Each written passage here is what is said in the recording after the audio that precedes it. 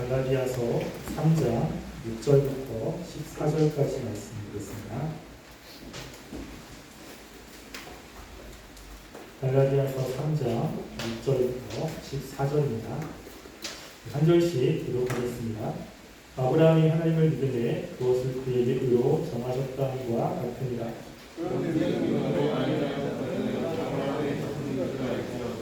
또 하나님이 이방을 믿음으로 말미암아 의로 정하실 것을 성경이 미리 알고 먼저 아브라함에게 복음을 전하되 모든 이방인이 너로 말미암아 복을 받으리라 하셨느니라.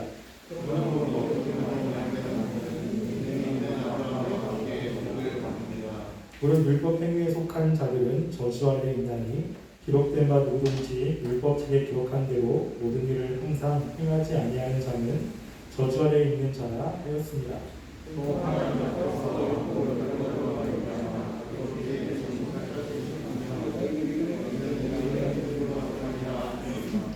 율법은 믿음으로 난 것이 아니니 율법을 행하는 자는 그 가운데에서 살리라 하였느니라.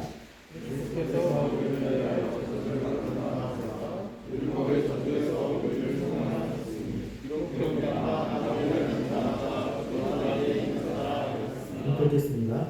이는 그리스도 예수 안에서 아브라함의 복이 이방인에게 미치게 하고 또 위로가 얻은 믿음으로 말미암아 성령의 약속을 받게 하여 합니다.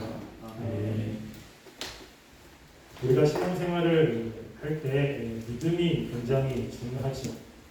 근데 믿음이 있다고 해서 다 하나님이 기뻐하시는 것은 아닙니다. 우리가 그 믿음이 있다고 이야기할 때 그 믿음이 무엇을 믿느냐, 내가 어떤 것에 근거해서 믿고 있느냐, 이거는 굉장히 중요합니다. 우리가 기독교 안에서 이단들이 있지 않습니까? 이단들도 하나님을 믿습니다. 어떻게 보면 그들의 믿음이 우리보다 더 열정적이고 그리고 우리보다 더 뜨겁지요. 근데 우리는 그들을 이단이라고 이야기를 합니다. 똑같이 하나님을 이야기를 하고 또 예수님을 이야기를 하지만 그들이 또 그것을 믿는다고 이야기하지만 이단이라고 이야기하는 이유가 무엇입니까? 그 믿는 내용이 다르다는 것입니다. 그래서 믿음에 굉장히 중요한 건 내가 과연 어떤 것을 믿고 있느냐, 무엇을 근거로 지금 내 믿음이 든든히 세워지느냐, 이거는 굉장히 중요합니다. 우리가 그러면 무엇을 기반으로 우리가 하나님을 믿느냐고 물어보면 하나같이 전부 다 말씀이라고 이야기를 할 겁니다. 하나님의 말씀을 근거해서 우리가 하나님을 믿는다고 이야기를 하죠. 그런데 그 말씀을 내가 어떤 관점으로 보느냐, 이것도 또한 다른 것입니다. 지금 이 갈라디아 이 사람들은 믿음으로 의롭게 되는 것이 아니라 이 율법을 행함으로 의롭게 된다라고 하는 이 유대인들의 말을 믿고 자신들이 율법을 행해야 하나님의 자녀가 된다고 이들은 믿었습니다. 그런데 그것을 이 유대인들이 이야기할 때 무엇을 근거로 이야기를 하냐면 아브라함을 근거로 이야기를 합니다. 유대인의 최초의 그 시작이자 믿음의 시작인 아브라함을 근거로 해서 아브라함이 하나님의 말씀에 순종했음을 이야기를 하면서 지금 의롭게 되기 위해서는 순종이 율법이 필요하다라는 이야기를 하고 있는 거죠. 근데 반면에 또 사도 바울도 우리가 믿음으로 의롭게 되는 그 근거를 아브라함에게서 찾습니다. 그냥 똑같이 아브라함을 이야기를 하지만 어떤 쪽에서는 믿음으로 의롭게 되는 것을 이야기하고 한쪽에서는 그 하나님의 율법을 행해야 의롭게 된다고 이야기를 합니다. 이 갈라디아에서는 이 아브라함에 대한 것들이 굉장히 많이 나옵니다. 또 길게 나옵니다. 우리가 오늘 보고 있는 갈라디아 3장 6절부터 18절에 아브라함에 대한 이야기가 나오고요. 또 갈라디아 3장 29절 말씀에도 보면 아브라함의 자손에 관한 이야기가 나옵니다. 또 우리가 4장에 넘어가면 4장 21절부터 31절까지 굉장히 길게 아브라함에 관한 이야기를 하게 됩니다. 이 바울이 아브라함에 관한 이야기를 이렇게 길게 하는 이유는 바로 유대인들이 자신들이 지금 믿고 있는 것을 주장하기 위해서 아브라함을 근거로 이야기를 하고 있기 때문에 그렇습니다. 그래서 유대인들이 이야기하는 그 아브라함을 들어서 사도 바울은 유대인들이 지금 하나님의 자녀가 되는 그것을 율법을 행함으로 된다는 것이 잘못된 것이다 라고 하면서 아브라함 이야기를 다시 한번 재해석해주고 있는 것입니다. 그래서 지금 사도 바울은 자신이 현재 이야기하는 그 이심층의에 대한 그 모든 것을 아브라함의 삶에서 이제 근거를 가지고 이야기를 하고 있는 것을 보게 됩니다. 그러니까 우리가 성경을 본다고 이야기를 해도 마지막에 이야기할 텐데요. 어떤 관점으로 성경을 보냐? 이거는 우리의 믿음에 굉장한 영향을 주게 됩니다.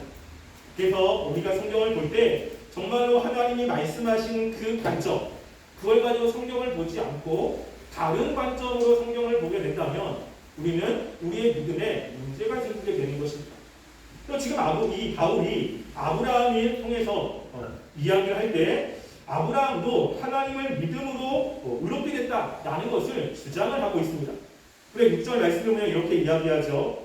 아브라함이 하나님을 믿음에 그것을 그에게 의로 정하셨다는 것과 같으니라 라고 합니다. 그런데 우리나라 성경에는 그 6절 앞에 이와 같이라고 하는 단어가 빠져 있어요. 그래서 원래 헬라어에는 카도스라고 하는 것이 있습니다. 그것은 이와 같이라는 뜻이에요. 지금 그 앞에 갈라디아 사람들아 너희들이 성령을 받은 것이 율법의 행위냐 아니면 듣고 믿음의 서냐 라고 이야기를 하고 이와 같이 아브라함도 믿음으로 의롭게 되었다 라고 이야기를 지금 하고 있는 것입니다. 아브라함이 하나님을 믿었다라고 하는 것은 창세기 15장 6절에 나와 있는 말씀이에요. 근데 그 6절에 우리가 한번 찾아볼까요? 창세기 15장 우리 3절부터 6절까지 말씀을 한번 읽어보겠습니다.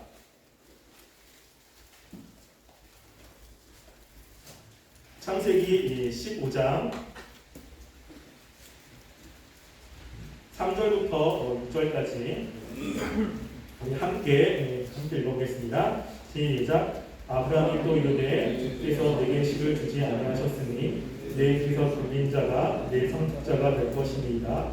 여호와의 말씀이 그에게 임하여 이르시되 그 사람이 내 상속자가 아니라 내 몸에서 날 자가 내 상속자가 되리라 하시고 그를 이끌고 밖으로 나가 이르시되 하늘을 우러러 무뼈를 셀 수 있나 보라.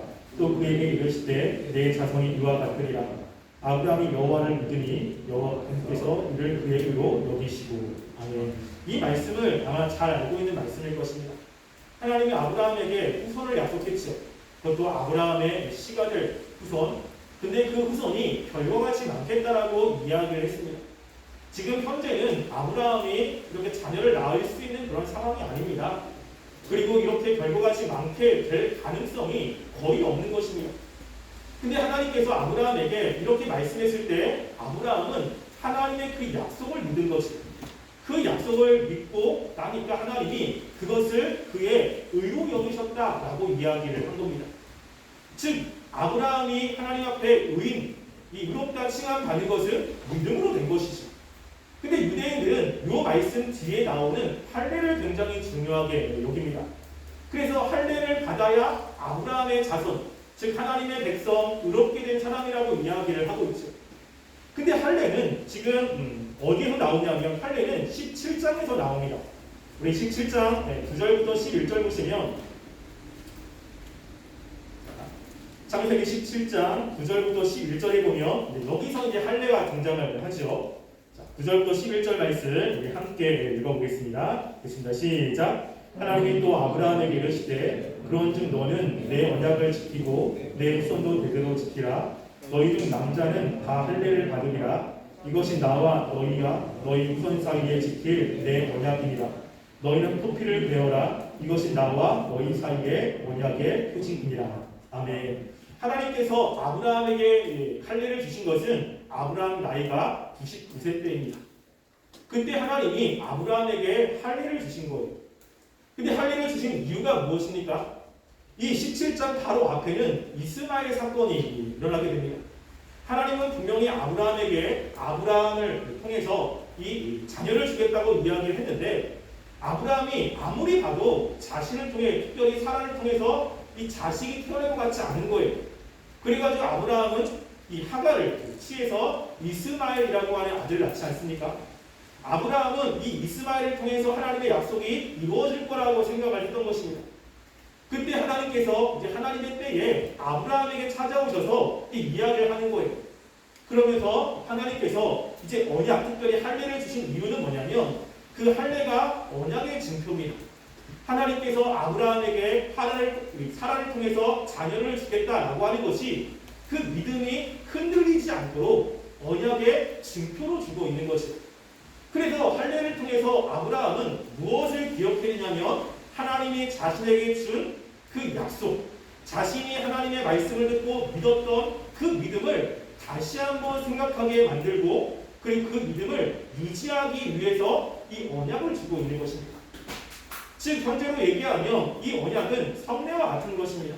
우리가 성찬을 행할 때, 세례를 행할 때 그걸 통해서 무엇을 기억합니까? 언약을 기억하죠. 예수 그리스도의 죽으심, 그리고 세례를 통해서 나와 예수님과의 그 합일, 이런 것들을 기억하지 않습니까? 지금 이 할례가 그런 거예요. 할례 자체를 행하게 하신 것은 그 할례가 어떤 중요한 혜택을 주는 것이 아니라 그 할례를 통해서 하나님의 약속을 생각하고 하나님의 약속을 믿고 나아갈 수 있도록 계속해서 보게 만들고 있는 것이죠. 이게 할례의 중요한 역할이었습니다. 처음에. 근데 유대인들은 지금 여기서 뭘 또 이야기를 하냐면 그 뒤에 만약에 할례를 받지 아니하면 아브라함의 자녀가 되지 않는다. 이런 것만 중심으로 해가지고 아브라함의 자녀가 되려면 할례를 행해야 된다. 라는 이야기를 계속하고 있는 것입니다. 그러면 할례를 행하여 하나님의 백성이 된다고 하는데 하나님의 백성이 되는 그 의롭게 되는 것은 몇 장에 나온다고요? 15장에 나온다고요. 아브라함도 무엇인가 하나님의 말씀에 순종했기 때문에 하나님의 자녀가 된 것이 아니고 하나님의 말씀을 믿음으로 하나님의 자녀가 됐다는 것을 이야기를 하고 있는 것입니다.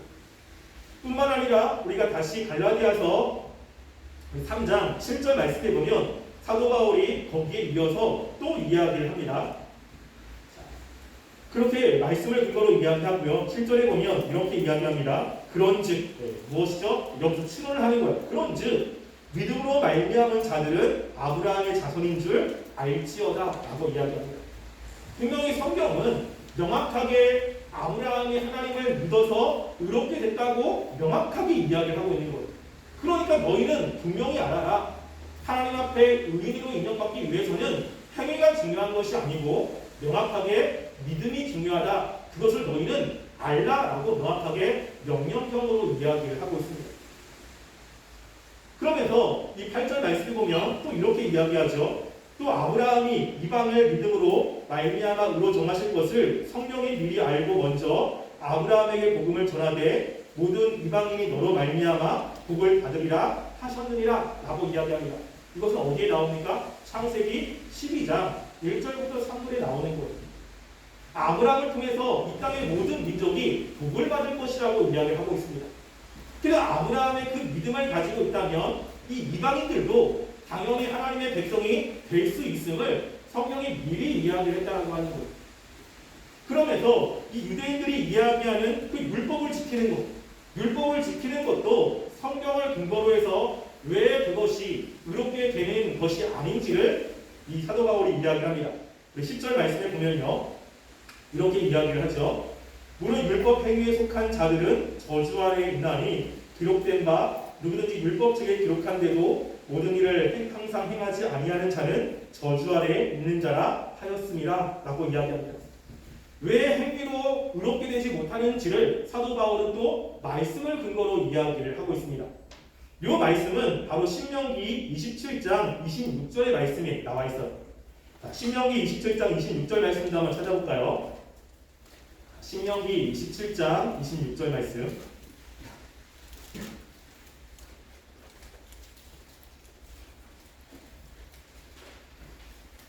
신명기 27장 26절 함께 읽어보겠습니다. 함께 하겠습니다. 시작. 이 율법의 말씀을 실행하지 아니하는 자는 저주를 받을까 할 것이요 모든 백성은 아멘 할지어다. 아멘. 이 말씀은 이스라엘 백성들이 이제 출애굽하고 하나님이 약속하신 가나안 땅에 들어왔을 때 이스라엘 백성들을 세겜 땅으로 인도하십니다. 세겜 땅에서 하나님께 제단을 쌓고 그리고 거기서 하나님의 율법의 말씀을 선포를 하는 겁니다. 12지파 중에 반은 그리심 산에 서게 하고 반은 에발 산에 서게 한 겁니다. 그러면서 하나님의 말씀 가운데 축복의 말씀이 선포되면 그리심 산에 있는 이스라엘 백성들이 아멘으로 화답하게 하고 그리고 저주의 말씀이 선포가 되면 에발산에 있는 백성들이 이 아멘으로 화답합니다. 그랬다는 것은 뭐냐면 하나님의 말씀은 항상 축복만 있는 것이 아니라 거기에 저주의 말씀도 있고 저주의 말씀이 이스라엘 백성들에게 실제로 일어날 수 있다라고 하는 것을 믿고 그렇게 살아간다는 것이죠. 그럴 때 이 26절에 보면 이 율법의 말씀을 시행하지 아니하는 자는 저주를 받을 것이다 라고 이야기하는 거예요. 만약에 하나님의 말씀을 100% 시행하지 않으면 저주가 임한다는 것입니다. 근데 여기서 하나님의 말씀이라고 하는 것은 하나님의 말씀 중에 일부를 이야기하는 것이 아니에요.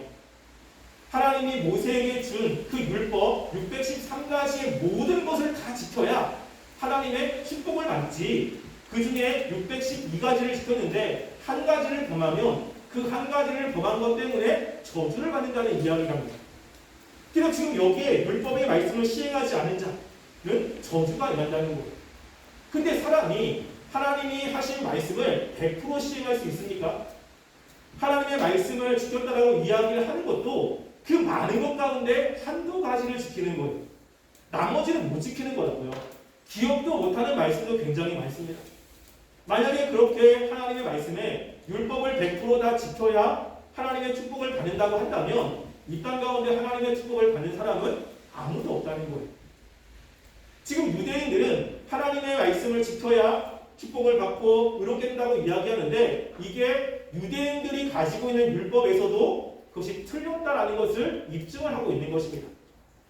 그러면서 예수님을 믿는 그 의인들은 하나님을 믿는 믿음으로 살아가고 율법을 지키는 사람들은 그 율법 가운데 말씀한 것으로 살아가는 삶이라는 것을 이야기를 하면서 예수님의 죽으심이 바로 우리가 하나님을 믿게 되는 것에 굉장히 중요한 것을 이야기를 하고 있는 것입니다. 사도 바울은 자신이 지금 믿고 있는 것, 이 믿음을 이야기를 할 때 철저하게 말씀을 중심으로 이야기를 하고 있죠. 성경을 중심으로 이야기를 하고 있다는 것입니다. 근데 유대인들도 성경을 중심으로 이야기했다는 거예요. 우리가 신앙생활할 때 가장 중요한 것은 성경을 중심으로 이야기를 해야 되는 것입니다. 그때 내가 이 말씀을 어떤 관점으로 보느냐, 이건 굉장히 중요한 것입니다. 유대인들로 성경을 봤는데 유대인들은 자신들이 성경을 해석하는 관점이 있는 거예요. 사도 바울은 성경을 해석할 때 사도 바울이 성경을 해석하는 관점이 있는 것입니다. 그런데 이 유대인들이 성경을 해석할 때 굉장히 중요한 관점이 있었어요. 그게 뭐냐면 하나님의 뜻 그리고 하나님이 계시하신 이것보다 정말로 중요한 것이 무엇이냐면요. 예수님 마태복음 15장 1절부터 3절 말씀에 유대인들에 대해서 책망을 합니다. 자, 우리 마태복음 15장 1절부터 3절 말씀을 볼까요? 여기 보면 바리새인들과 이제 예수님이 서로 논쟁을 하는 내용입니다. 거기 보면 이 유대인들이 말씀을 해석하는 것, 신앙생활을 볼 때 이들의 관점에 굉장히 중요한 것이 어떤 것인지를 예수님이 이야기를 합니다. 마태복음 15장 1절부터 3절입니다.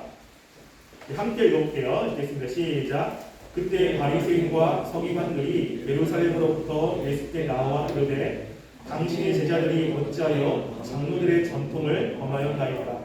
떡 먹을 때 손을 씻지 아니하나이까? 대답하여 이르시되 너희가 어찌하여 너희의 전통으로 하나님의 계명을 범하느냐.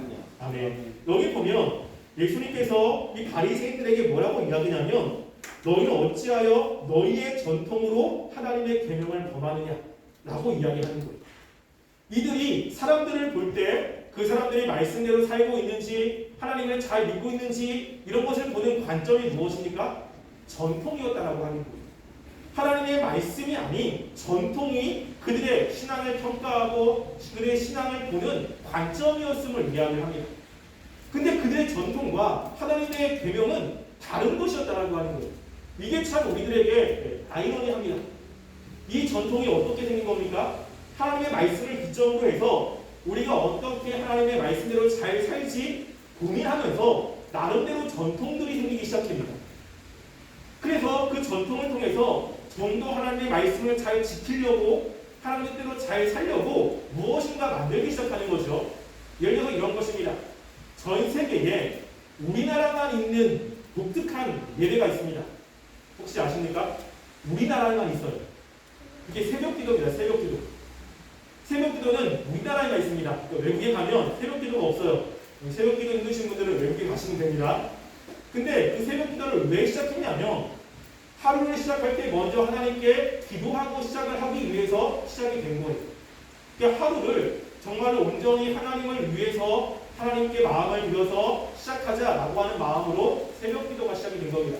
굉장히 하나님의 말씀에 살려고 하는 그 마음이 좋지 않습니까? 근데 그게 굉장히 유익한 거예요.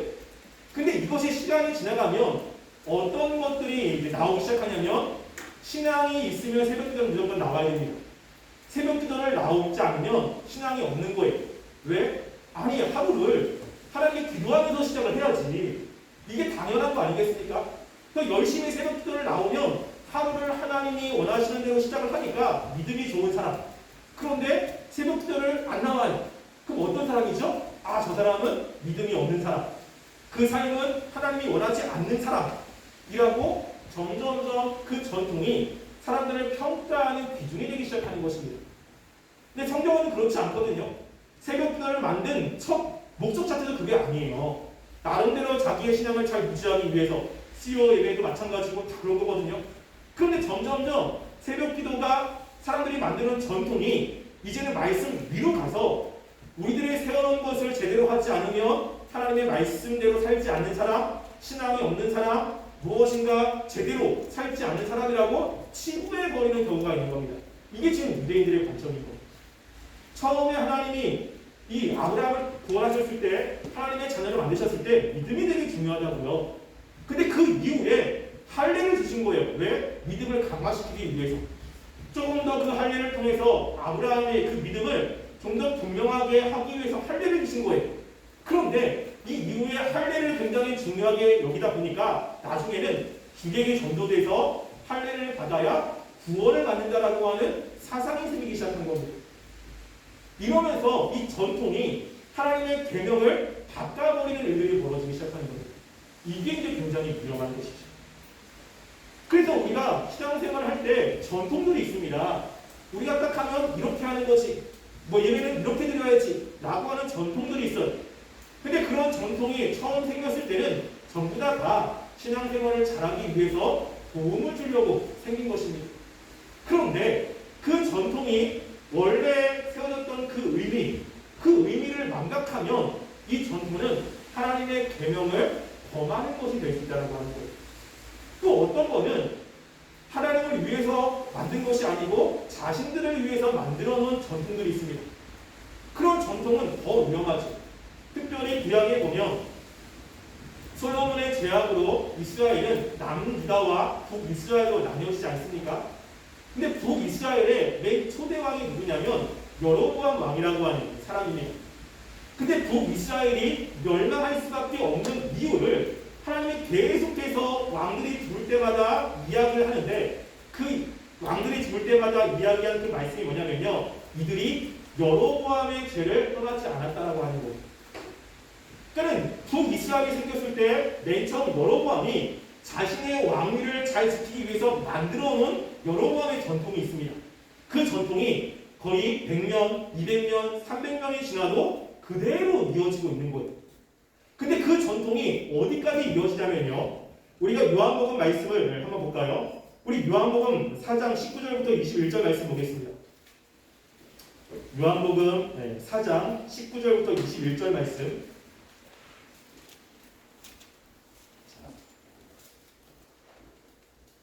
요한복음 4장 19절부터 21절 함께 읽어보겠습니다. 시작. 여자가 이르되 주여 내가 보니 선자로소이다. 우리 조상들은 이 산에서 예배하였는데 당신들의 말은 예배할 곳이 예루살렘에 있다 하더이다. 예수께서 이르시되 여자여 내 말을 믿으라. 이 산에서도 말고 예루살렘에서도 말고 너희가 아버지께 예배할 때가 이르리라. 아멘. 이 말씀은 예수님이 예배에 대해서 이야기를 합니다. 사마리아 지역에 갔습니다. 특별히 세겜 지역에 갔죠. 거기에 여인을 만났습니다. 여인을 통해서 이야기를 하다가 이 여인이 예수님이 자기가 볼 때 선지자인 거예요. 그때 지금 남유다와 북이스라엘이 첨예하게 싸우고 있는 것 중에 하나가 뭐냐면 하나님께 예배드리는 장소가 어디냐라고 하는 것입니다. 여인이 물어보는 거예요. 당신들 유대인들은 하나님께 예배드리는 장소가 예루살렘이라고 합니다. 근데 사마리아인 우리들은 그렇게 보지 않습니다. 우리들이 봤을 때는 예배 장소는 지금 여기 이 세겜 지역입니다 라고 이야기를 하고 있는 거예요. 분명히 하나님께서는 예루살렘에서 예배를 드리라고 이야기를 했거든요. 계속 왔는데 사마리아 사람들은 이 여로보암부터 시작해서 시대가 변하면서 자신들이 예배드리는 장소가 어디였냐면 세겜 지역이었어요. 그러니까 당연히 거기가 하나님께 예배드리는 장소라고 생각을 하고 있는 겁니다. 그래서 유대인들에게는 야 너네들 거기 아니야. 봐봐 지금 여기 이 세겜 지역이 하나님께 예배드리는 장소야 라고 계속 이야기를 하고 유대인들은 아니야 이 예루살렘이 하나님께 예배드리는 장소야 라고 하면서 계속 싸우는 거예요. 지금 예수님 당시에서도 이 여로보암에 따라서 나온 전통이 계속 이어져 있는 것입니다. 그러면 어디가 하나님이 말씀하신 장소죠? 당연히 예루살렘이죠. 근데 왜 예루살렘이 아닌 다른 장소에서 예배를 드리는 것이 하나님의 뜻이라고 이야기를 합니까? 전통이 있는 거예요. 전통. 우리가 신앙생활할 때 굉장히 유익하지만 굉장히 위험한 것이 뭐냐면요. 전통이라고 하는 것입니다. 당연히 이 본문은 이렇게 봐야 돼. 물론 그런 게 있습니다. 그런데 우리가 그런 것을 봤을 때 정말 그 본문이 그런 것인가 라고 하는 것을 명확하게 우리가 인식을 해야 되는 거예요. 신앙생활은 이렇게 해야 돼 라고 하는 것들이 있지 않습니까? 근데 내가 그렇게 얘기하는 그 근거가 과연 말씀에 어디에 있느냐라고 하는 거예요. 그 말씀이 명확하다면 나는 계속해서 그렇게 살아가야지. 그런데 그렇지 않고 늘 해왔던 대로 그게 편하니까 말씀을 그렇게 보니까 그냥 그렇게 해석하는 것들도 우리에게 굉장히 많다는 것입니다. 제가 신학을 하고 나서 깜짝깜짝 놀라는 것 중에 하나가 뭐냐면요. 지금은 이제 조금 다릅니다. 제가 이제 본격적으로 신앙생활을 하고 막 했을 때가 이제 2000년, 2002년, 2003년 뭐 이때 이제 말씀을 연구하고 그랬는데 그 당시에는 부흥사들이 굉장히 많고 그랬어요. 근데 제가 어렸을 때 들었던 그 말씀들이 신앙을 공부하고 나서 보니까 이 말씀에 근거하는 게 아닌 거예요. 되게 많이 놀랐습니다. 분명히 이렇다고 막 이야기를 하고 들었는데 이 말씀을 공부하고 나니까 그런 게 아닌 거예요. 야, 그러면 나는 지금 그동안에 어떻게 신앙생활 한 것이지? 이런 생각이 되게 많이 들었습니다. 여러분, 우리가 신앙생활의 근거가 어디 있는지를 말씀을 통해서 명확하게 알아야 돼요. 그리고 그거를 통해서 내가 지금 믿고 있는 것이 다른 것인지를 바로 알아야 됩니다. 성경을 근거로 하지만 중요한 건 이 성경을 내가 무슨 관점으로 어떻게 해석하느냐 이거는 굉장히 중요한 것입니다. 그래서 베드로후서 1장 20절 말씀을 볼까요? 이 베드로가 이 성경을 해석하는 것에 대해서 정말 중요하게 이야기합니다. 베드로후서 1장 20절 말씀.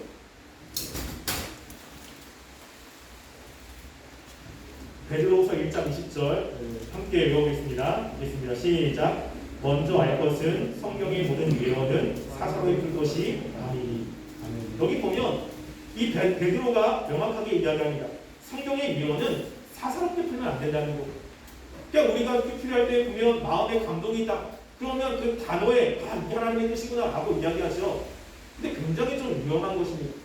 왜냐하면 그 앞뒤 문맥을 전부 다 보고서 그것을 통해서 뭘 이야기하는지를 알아야 그 본문을 명확하게 해석할 수 있는데 단지 그 말씀을 듣고 마음에 좋다고 우리가 그것을 가지고 이렇게 살면 안 된다는 거죠. 그래서 이런 겁니다. 본문가인데 말씀은 아니고요. 이런 본문이 있어요. 자기야 사랑해 라는 본문이 있습니다. 그럼 여기서 사랑이라고 하는 건 야 그래 어떻게 해석해야 되죠? 야 정말 이거를 남편이 아내에게 사랑 고백을 한다. 그럼 우리가 그렇게 사랑해야 된다 라고 할 수도 있잖아요. 근데 그 자기야 사랑해가 불륜관계에 있는 사람들이 하는 편지인 거예요. 그러면 그럴 때 우리가 이렇게 사랑해야 됩니다 라고 이야기할 수 있습니까 없습니까? 이러면 문제가 되죠. 사랑이라고 하는 단어가 들어갔다고 다 사랑을 중요하게 여기면 안 됩니다. 어떤 문맥 속에서 그 사랑을 이야기하고 있는지 이것이 굉장히 중요한 거예요. 그래서 성경을 해석할 때 중요한 것은 성경을 보는 이 해석의 관점 굉장히 중요한 거예요. 왜 우리가 이단이라고 이야기합니까? 똑같은 성경을 가지고 말하는데 그들이 성경을 해석하는 관점이 틀렸다는 겁니다. 그래서 이단이라고 이야기합니다. 지금 왜 유대인들을 대상으로 사도 바울이 틀렸다고 이야기하죠? 유대인들이 성경을 보는 관점이 틀렸기 때문에 그래요. 아브라함 이야기하고 또 성경 이야기하고 하지만 유대인들이 성경을 보는 관점이 틀렸기 때문에 아브라함이 그 유대인들의 그 신앙이 틀렸다라고 이야기를 하고 있는 것입니다. 우리가 하나님께 기도해야 될 것 중에 하나가 뭐냐면요. 하나님, 우리가 하나님의 말씀을 온전하게 해석할 수 있는 관점이 있어야 됩니다. 그 관점을 위해서 기도하셔야 돼요. 우리가 그 관점을 잘 갖고 있지 않으면 해석을 하긴 하지만 하나님의 말씀에서 벗어난 해석일 수 있다라고 하는 것입니다. 사도 바울은 지금 믿음으로 옳게 된다라고 하는 것을 아브라함을 근거로 해서 이야기를 했습니다. 유대인들도 자신들이 말씀을 지켜야 한다라고 하는 것을 아브라함을 근거로 해서 이야기를 했습니다. 똑같이 아브라함을 근거로 이야기하지만 사도 바울이 아브라함을 보는 관점과 유대인들이 아브라함을 보는 관점은 다른 것입니다. 그들의 신앙도 달라질 수밖에 없습니다. 한 관점은 맞고 한 관점은 틀린 것입니다. 우리가 성경을 보는 우리의 관점은 과연 어떻습니까? 여러분들이 그것이 다 맞다고 이야기할 수 있습니까? 우리가 하나님께 끊임없이 기도해야 되고 하나님이 원하시는 그 성경을 보는 관점들을 우리가 가지고 말씀을 보기 위해서 끊임없이 노력하는 것이 필요합니다. 그 노력하는 것 어떻게 보는지는 다음에 기회가 되면 이야기를 해드리겠습니다. 여기서 우리가 한 가지 명확하게 알 것은 성경을 인용했다고 해서 다 하나님의 말씀이 아니고 성경을 해석하는 관점이 되게 중요하다는 것입니다. 우리가 바른 관점으로 하나님의 말씀을 해석했으면 좋겠습니다. 그리고 거기에서 나온 그 말씀을 가지고 우리 자신의 모습을 돌이켜보시고 정말 하나님이 원하시는 그런 신앙생활을 하는 우리 청년 모든 청년들이 되기를 간절히 소원합니다. 기도하겠습니다. 이 시간 함께 기도하겠습니다. 우리가 신앙생활을 할 때 중요한